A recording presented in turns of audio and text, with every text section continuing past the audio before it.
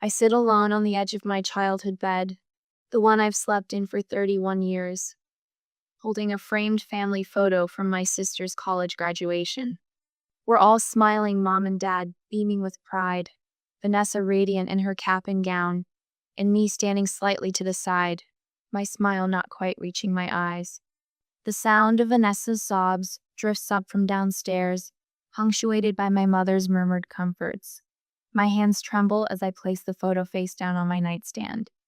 A sharp knock rattles my door, and without waiting for a response, my father pushes it open.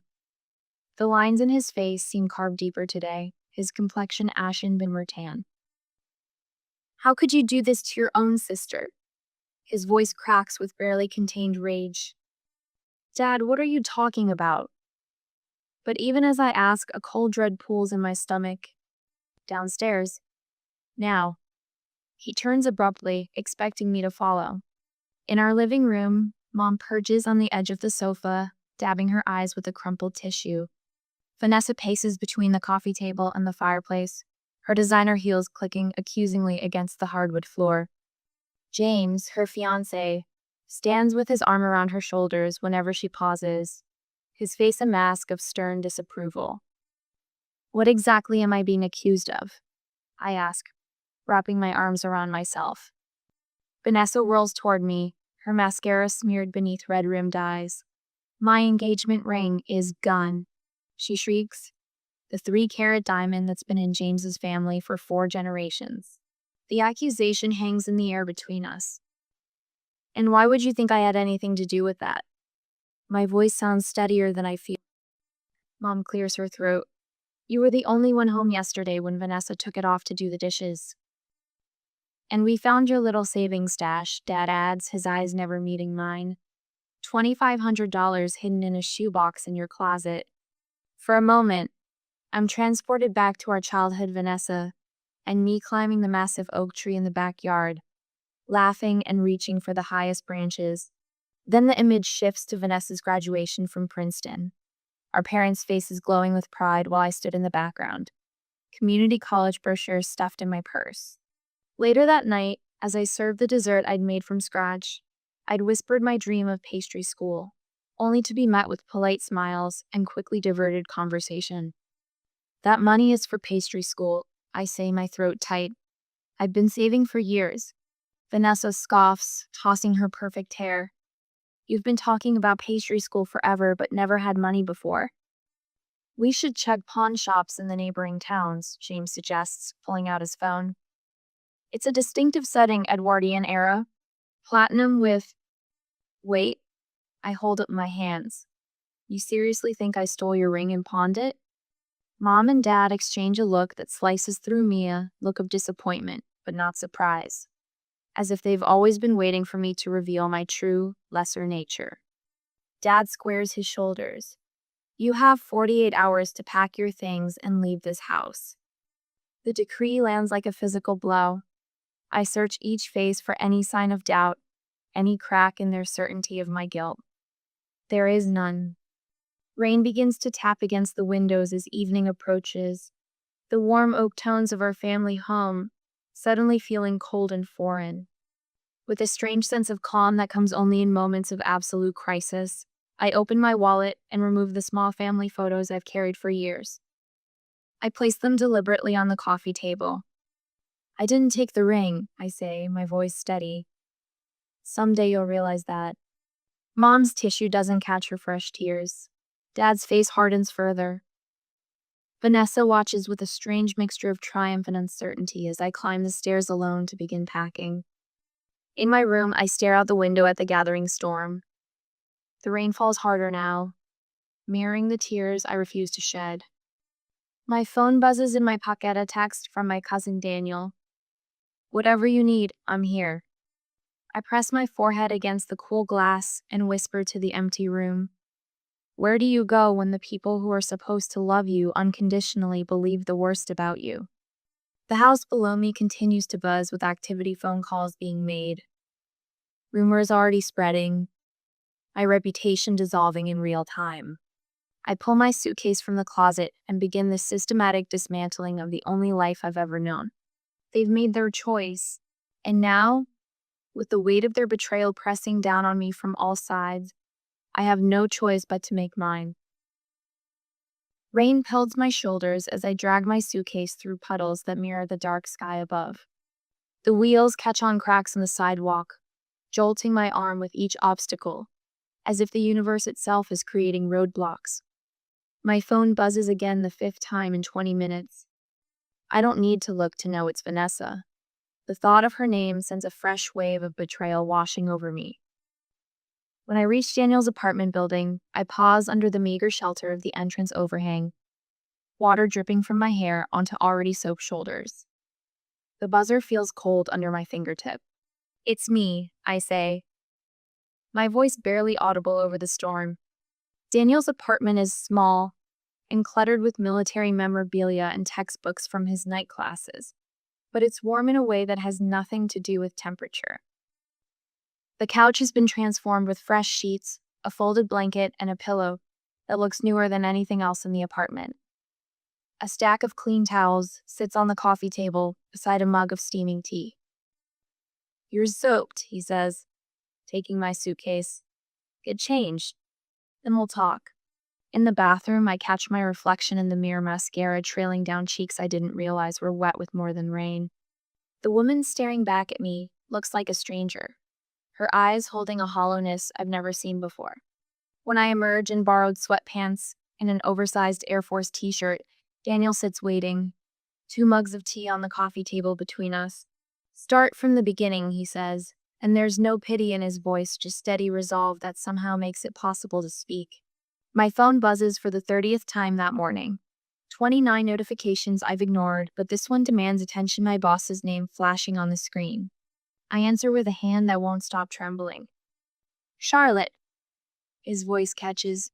"Look, you know I think you're a great employee, but the Morgans are our biggest donors for the community fund.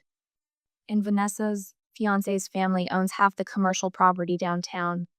The pit in my stomach deepens with each word. "We can't have this kind of publicity. I'm sorry." The call ends, and I set the phone down carefully, as if any sudden movement might shatter what little remains of my life. Daniel looks up from his laptop, his expression darkening as he reads my face. "What happened?" I play the first voicemail message from earlier, setting it on speaker. A friend from high school's voice fills the room. "Charlotte, your sister told everyone you stole from her. Is it true? Call me back." Each message grows progressively worse. By the end, Daniel's jaw clenches so tight I can see the muscle twitch. "They didn't just take your home," he says quietly. "They're making sure you have nowhere to go." That night, I scroll through social media, each swipe revealing new devastation. Vanessa's tearful post has hundreds of sympathetic comments. Betrayal and theft within my own family. The person I trusted most has broken my heart. Mom and Dad's subtle reinforcement sits beneath. "We're here for you, sweetheart. Family stands together through terrible ordeals. Except me. I'm not family anymore." I keep scrolling back through years of photo sour annual Christmas card pictures, Vanessa's graduation, family vacations.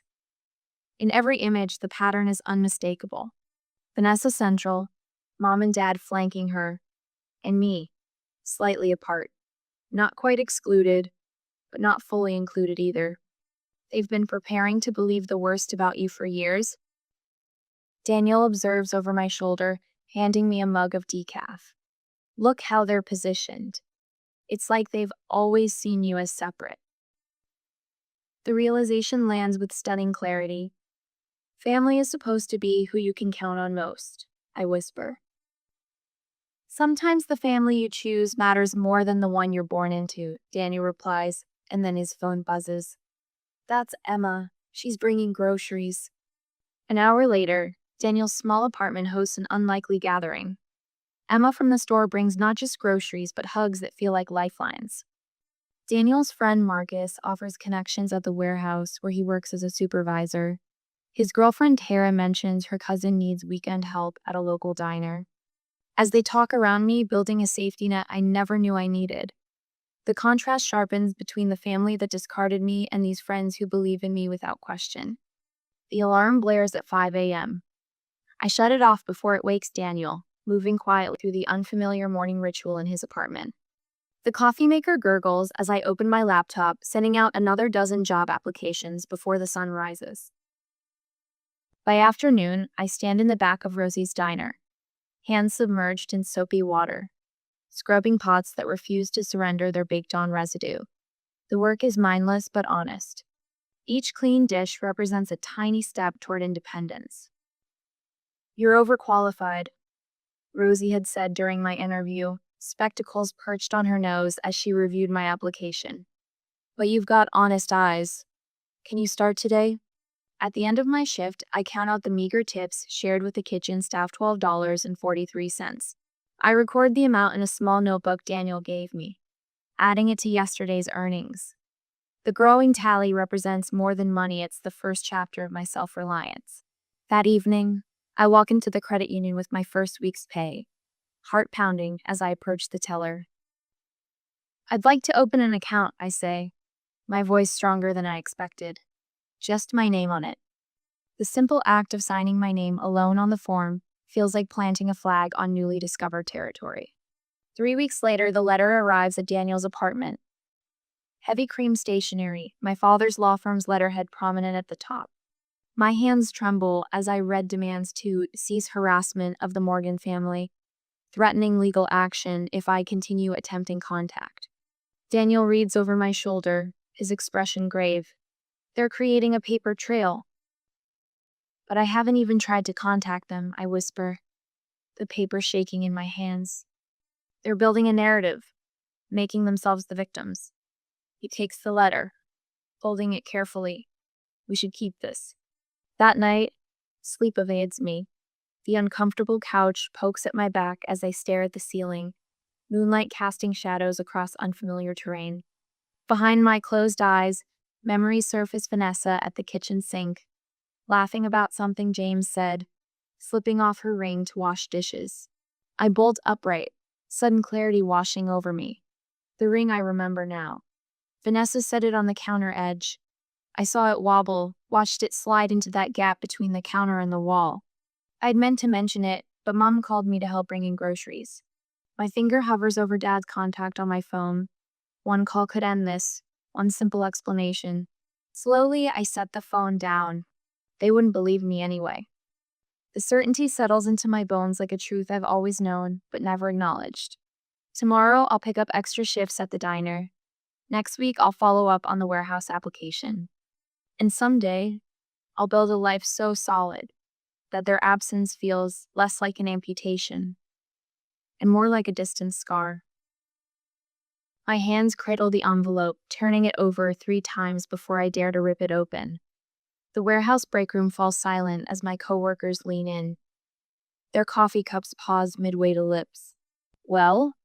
Marcus asks, his weathered face creasing with anticipation. I pull out the official letter and scan the first paragraph. The words blur, then sharpen as my vision clears. "I got it," I whisper, then louder. "They promoted me to shift supervisor." The room erupts in cheers that feel genuine, not the polite, measured approval I grew accustomed to at family dinners. Marcus claps me on the shoulder with calloused hands, and Janice, who trained me 9 months ago when I stumbled in desperate for any job, wraps me in a hug that smells of cardboard and cinnamon gum.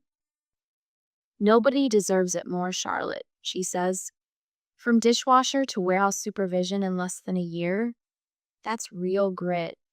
I don't tell her about the nights I practiced inventory systems until my eyes burned, or how I memorized shipping regulations on my lunch breaks.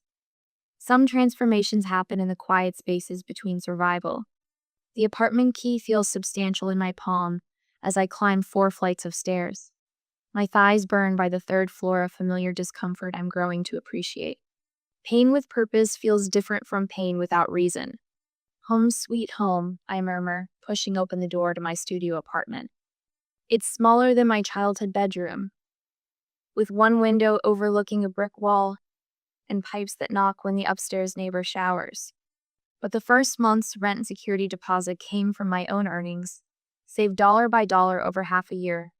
No family loans, no conditions attached. I drop my backpack on the futon that doubles as my bed and collapse beside it, Still in my work clothes. My fingers find the crinkled newspaper folded in my pocket, the one I've been avoiding all day.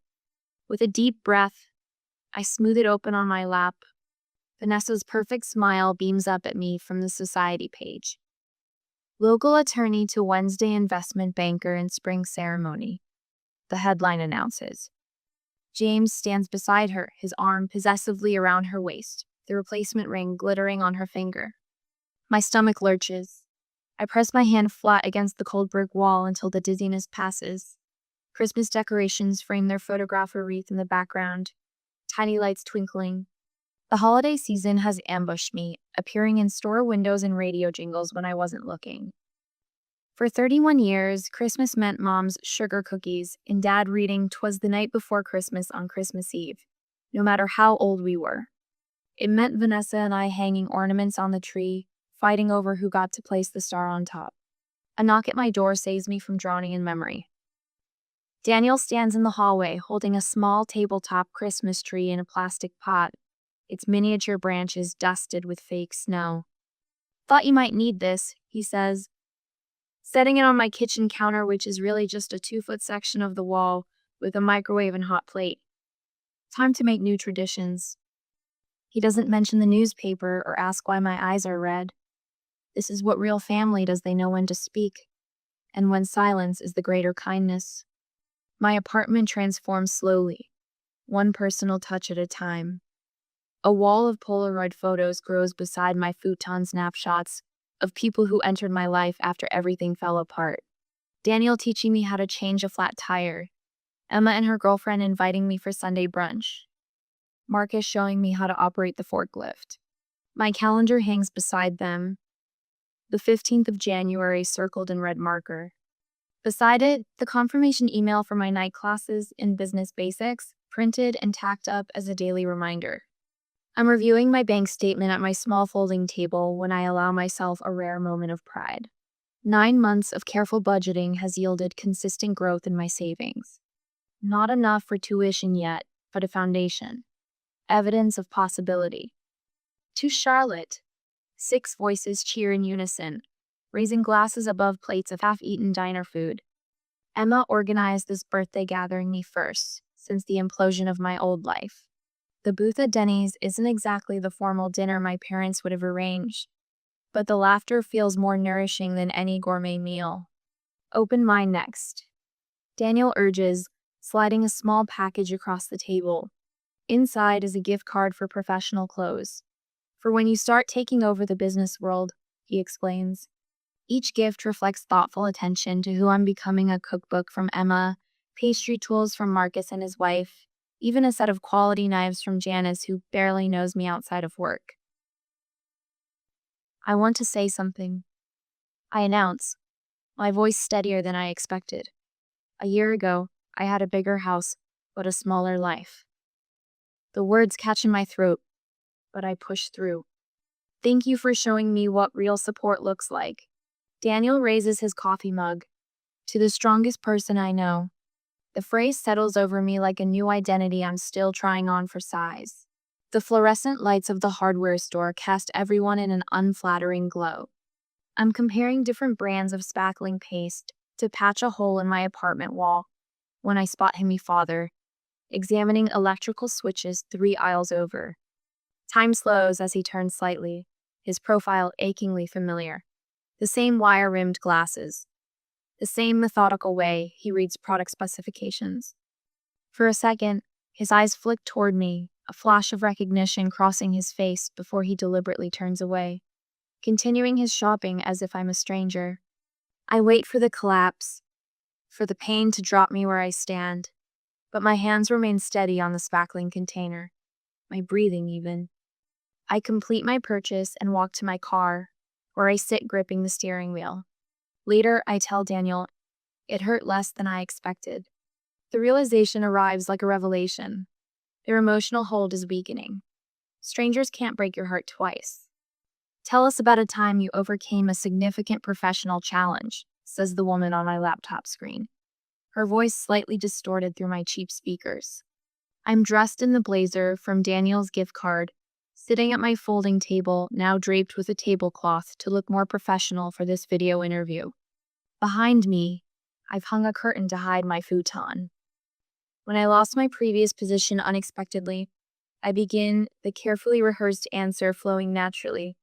I had to rebuild my professional network from scratch. I started at entry level in a new industry, identified mentors willing to teach me, and earned 3 promotions within 9 months. I don't mention family betrayal or false accusations. Some details don't belong on resumes. The pastry school application sits completed on my table, a small portfolio of dessert photos tucked inside creations from my tiny kitchen, each one representing hours of practice after long warehouse shifts. Recommendation letters from my new manager and 2 clients praise my attention to detail and perseverance.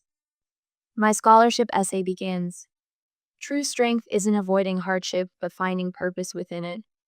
When the notification appears on my phone as updance, followed by an offer of partial scholarship, the quiet celebration feels more meaningful than any elaborate party. I touch the pastry school acceptance letter, now framed beside my bed. 2 years ago, they said I'd never amount to anything. I whispered in my empty apartment. For the first time in years, my smile reaches my eyes. The last nail goes into the wall, and I hang the framed acceptance letter where I'll see it first thing every morning. My tiny apartment finally feels like a launching pad rather than a fallback position. My phone rings, an unknown number lighting up the screen. I almost let it go to voicemail, probably another credit card offer, but something compels me to answer. Charlotte. The voice sends electricity through my body. My mother. 2 years of silence shattered in a single word. My heartbeat thunders in my ears as I struggle to find my voice. Yes? We need to talk to you. A pause, heavy with unspoken history. Then the 3 words that could unravel everything I've built. We found the ring. I arrive at Riverdale Coffee 20 minutes early, slipping into the corner table that offers a clear view of both entrances. The chair's wooden back presses against my spine as I position myself with the wall behind me.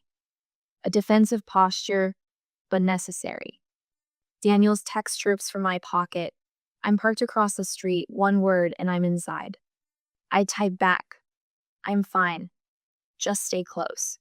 When I glance up from my phone, they're already walking through the door, 3 figures, moving as a unit, just as they always have. Dad's shoulders slope more than I remember. Mom's hair shows more gray, and Vanessa's designer coat hangs slightly looser on her frame. 4 years carves itself differently on each face. They spot me and falter briefly before approaching. No one moves to hug me. Good. I wouldn't have known what to do with my arms anyway. Charlotte. Dad says, my name sounding foreign in his mouth after so long. Mom's eyes dart across my face, cataloging changes. You look well. Professional, Vanessa adds, as if surprised. I gesture to the empty chairs. Sit. The vinyl cushions squeak as they arrange themselves opposite me. Mom immediately fiddles with her napkin, folding it into smaller and smaller triangles. Dad's throat works with unspoken words. Vanessa's left hand trembles slightly, her wedding ring catching the overhead light. You said you found the ring. My voice comes out steadier than I expected. Dad clears his throat. Yes, during the kitchen renovation last month. He can't quite meet my eyes. Behind the counter, in that gap near the sink. Vanessa leans forward. I remember now. I was cooking that night. Took it off because the dough was sticky. Her voice cracks. I must have knocked it off the counter. We jump to conclusions. Mom whispers, her napkin now a crumpled mess. The words hang in the air between us. Inadequate and late. Yes, I say, you did. Silence fills our table while around us. The coffee shop bustles with normal life baristas calling out orders.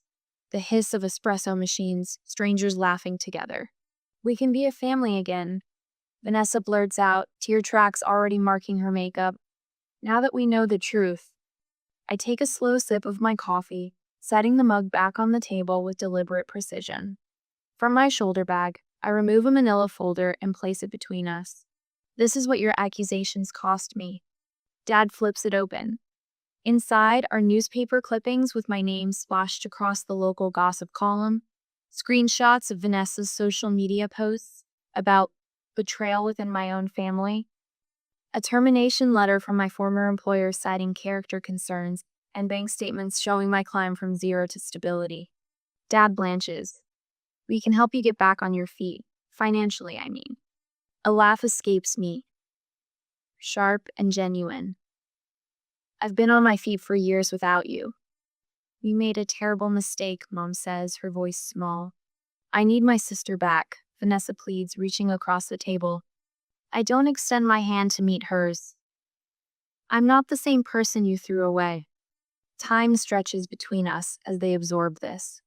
I watch comprehension dawn in 3 different ways, Dad's jaw tightening, Mom's shoulders sagging, Vanessa's eyes widening. Since you last saw me, I continue. I've been promoted twice. Supervised 16 people. I completed my pastry certification with distinction. I have my own apartment. Each achievement lands like a stone between us. I did all of this without a single dollar or word of encouragement from any of you. Dad shifts in his seat. You didn't need us after all. His words reveal how little he understands. I needed you, I correct him quietly. I just learned to live without you. Mom dabs at fresh tears. This time, they seem genuine. Vanessa leans forward eagerly. So you forgive us, right? You'll come to Sunday dinner? Mom's making pot roast this weekend. I take another deliberate sip of coffee, feeling their anticipation build.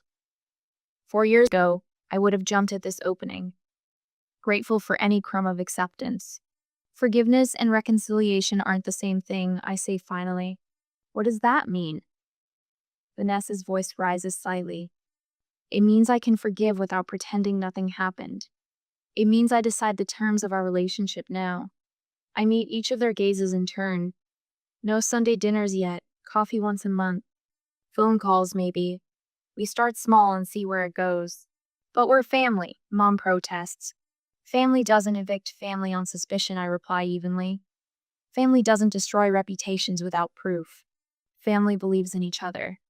I stand, dropping cash on the table for my coffee. You'll need to earn that word back. I shoulder my bag and walk away, the rhythmic click of my boots against the tile floor punctuating my exit. Through the window, I see their reflections watching me go. 3 faces wearing identical expressions of dawning realization I am no longer theirs to summon or dismiss.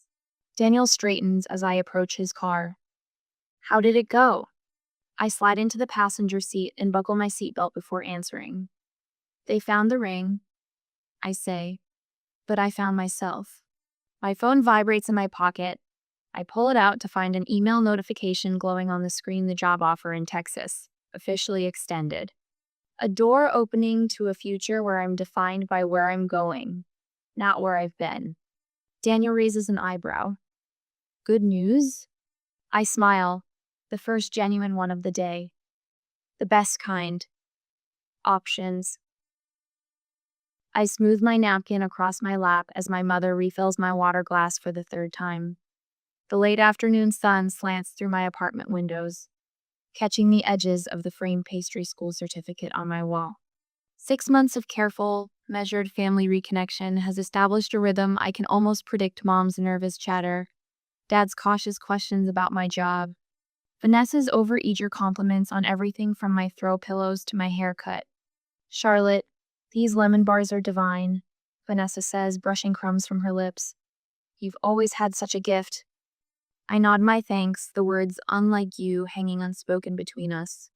Despite the ring's discovery and their tearful apologies, something essential remains broken. Their sudden interest in my culinary talents feels like discovering water in the desert after dying of thirst. Welcome, but far too late. Your apartment is so cozy, Mom says, her eyes darting to the compact kitchen where I've maximized every inch of counter space.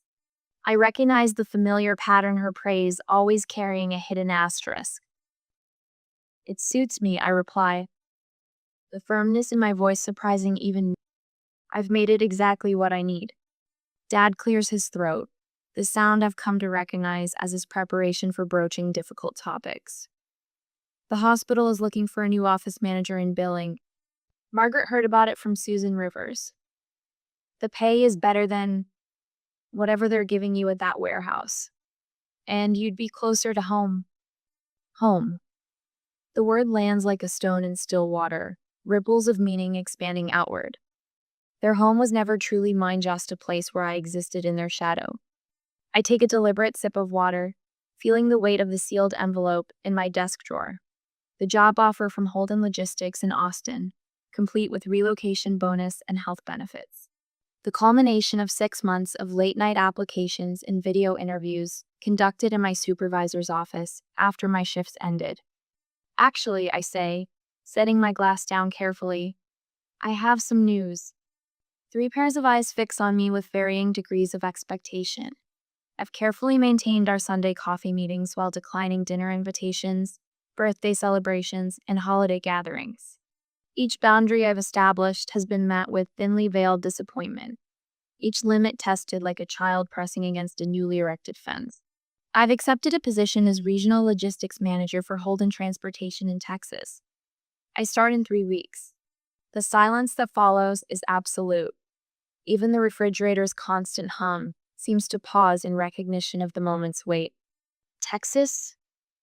My mother's voice rises an octave, her hand flying to her throat.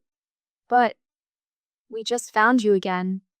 You can't be serious, Dad says, leaning forward. After everything we've done to make amends, Vanessa's eyes fill with tears, right on cue. You're punishing us deliberately. We've apologized 1,000 ways. And there it is, the immediate centering of themselves in my narrative. My opportunity, my achievement, my future, immediately reduced to a reaction to them. 6 months of cautious reconciliation crashes against the rocks of their self-absorption. This isn't about you, I say. The words emerging with a calmness that belies the thundering of my heart. This is about my career, my future. Your future is here, with your family, Mom insists, reaching for my hand across the table.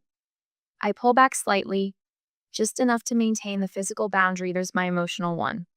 My hands begin to tremble, not with the old familiar anxiety, but with something electric and unfamiliar. 6 months of measured smiles, careful nods, and swallowed responses surge upward like a tide I can no longer contain. For half a year, I've calibrated every word, monitored every expression, maintained perfect control in their presence. Not anymore. My coffee cup clatters against its saucer as I set it down too hard. The sudden sound makes Vanessa jump. You didn't just accuse me, I say, my voice breaking free of the controlled politeness I've maintained for months. My words come faster, louder, untethered from my usual restraint. You condemned me without trial. You destroyed my reputation, cost me my job, and threw me out with nothing but a suitcase. I stand abruptly, knocking my chair back. My mother gasps. I've never moved so suddenly, spoken so forcefully in her presence. The Charlotte they know doesn't disrupt, doesn't demand, doesn't disturb the careful performance of family harmony. I stride to the window, my reflection showing flushed cheeks and bright eyes I barely recognize. The evening shadows lengthen across the parking lot as something long buried in me finally reaches daylight. Do you know how many holidays I spent alone? My voice rises with each word. Tears I've never allowed them to see now streaming freely down my face. How many achievements I celebrated without family. The first time I sold pastries at the farmer's market, I looked up expecting to see you, forgetting for just a moment that you weren't there, that you chose not to be there. I spin around to face them, these strangers who share my blood but not my battles.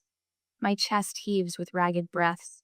For the first time in my life, I make no effort to appear smaller, quieter, more acceptable in their eyes. You're not sad I'm leaving.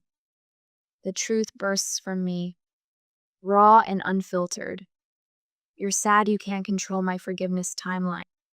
Dad's face hardens, then softens in a way I've rarely seen. Beneath his anger, something like respect flickers. We deserved that, he admits, the words seemingly wrenched from him. Mom dabs at her eyes, but for once, her tears seem genuine rather than performative. I'm so sorry, Charlotte. Not just for what happened, but for how we've handled everything since. We've been trying to fix us without seeing you. Vanessa stands, smoothing her designer jeans with shaking hands. We don't deserve your forgiveness. This move isn't about forgiveness or punishment, I clarify, feeling strangely lighter. It's about building the life I want, not rebuilding what was taken. The conversation shifts then. Tentative questions about my new position, the apartment I'll be searching for in Austin. When they finally leave, the goodbye is subdued, but marked by a new understanding, perhaps the first honest exchange we've had in years.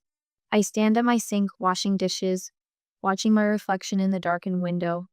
The night envelops the world outside, while inside, the warm lights of my small apartment, my creation, my sanctuary illuminate the woman I've become. My phone buzzes with a text from Daniel.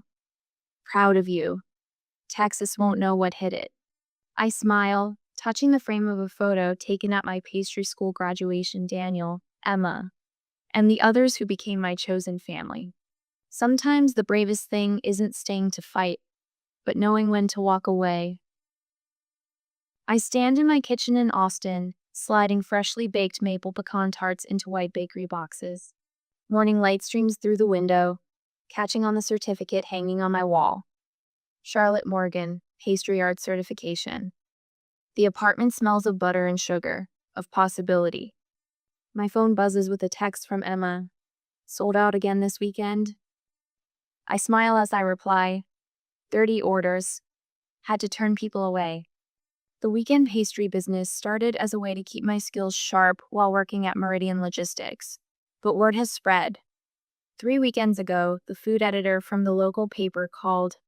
The review comes out next week. The kitchen timer chimes and I slide on oven mitts to retrieve the last batch. These are for Mrs. Hernandez in 4B, who reminds me of what a grandmother should be. She tells stories of her own fresh start in Texas 40 years ago, listens without judgment, and declares my pastries worth the extra insulin. My reflection catches in the oven door, shoulders straight, eyes clear. I barely recognize the woman who arrived in Texas 1 year ago, carrying more emotional baggage than physical belongings.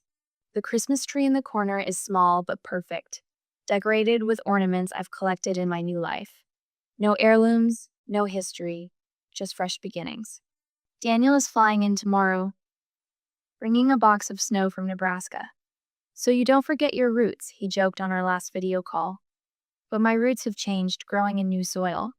Across my dining table are applications from 3 young women seeking mentorship through the Fresh Start program I launched at work.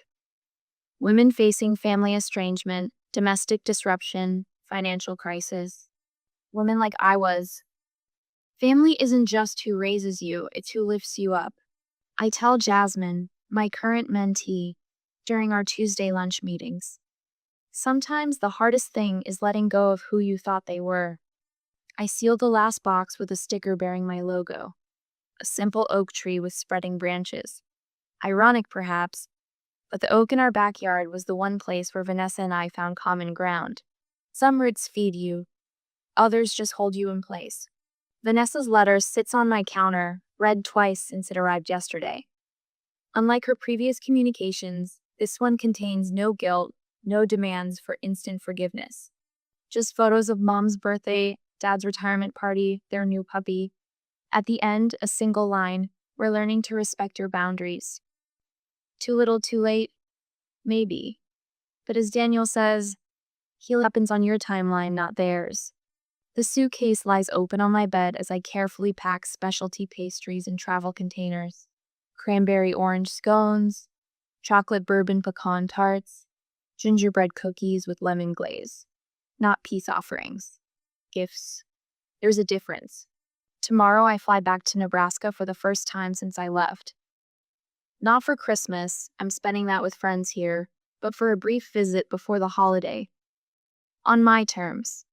3 nights in a hotel, not in my childhood home. My phone pings with an email notification. A storefront is available for weekend lease in the Arts District. Perfect for a pastry shop that's outgrowing my apartment kitchen. I've run the numbers. With my logistics salary and growing customer base, it's viable. Daniel's latest text appears. Just got approved for the transfer request. Texas by March if you'll have me. I smile, warmth spreading through my chest. The universe expanding rather than contracting. The Nebraska air hits my face like a slap of memory as Daniel and I exit the rental car in front of my parents' house. Frost crunches beneath my boots. My breath forms clouds that dissipate in seconds, like so many things I once thought permanent. Ready? Daniel asks, carrying the pastry boxes. I nod, straightening my shoulders. Just a visitor. Not seeking a home. Mom opens the door before we reach it. She's aged, hair grayer than in my memory. Her arms twitch as if to hug me, then fall back to her sides, respecting the boundary I established in our last phone call. Charlotte, she says, voice tight with emotion, you look wonderful. Dad appears behind her, nodding stiffly. Vanessa hovers in the living room doorway, uncertainty written across her face. Inside, the house smells the same. Mom's potpourri. Dad's pipe tobacco lingering despite his quitting years ago. Familiar furniture, familiar photos, but the space feels smaller, compressed by time and distance. Your hair is different, Vanessa offers. Yes. I touch the shoulder. Length cut, styled with confidence rather than pulled back to disappear. Texas is hot. Conversation stutters and starts around the dining room table. Mom mentions church friends I barely remember. Dad asks carefully about my job, genuinely impressed when I explain my role managing international shipping logistics. Vanessa's husband, James, is conspicuously absent. He's working, she explains, twisting her wedding ring. He says hello. I don't believe her, but it doesn't matter anymore. After dinner, I step out the back door into the cold night air. The oak tree stands silhouetted against the star-speckled sky, exactly where it's always been. But something's different. It looks smaller, Daniel says, joining me with 2 steaming mugs of coffee.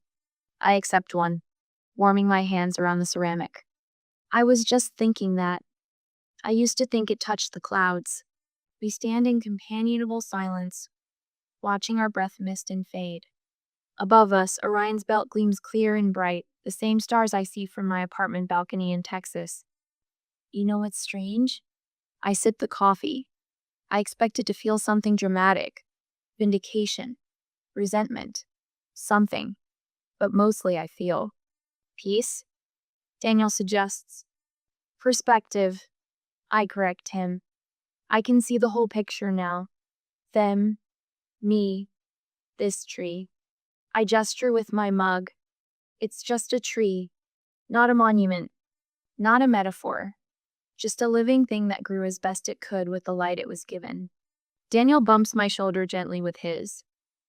Like someone else I know. Inside, I hear Vanessa's laugh, Mom's response. Life continuing, with or without me at its center. And that's okay. My phone vibrates in my pocket, a text from Mrs. Hernandez about tomorrow's pastry order. Worlds away. The message includes a photo of the Texas night sky with a caption, "Same stars watching over you there and here." I smile at the coincidence, at the truth of it. Some connections remain unbroken by distance or time. Others are forged anew, stronger for being chosen rather than inherited. The family that raised me gave me roots. The family I chose gave me wings. But the strength to use those wings, that came from learning to stand alone. As I look up one last time at the sky, arching over my past and my future, I know with quiet certainty that I'm exactly where I need to be, on the path I've carved with my own hands, under stars that shine in both worlds.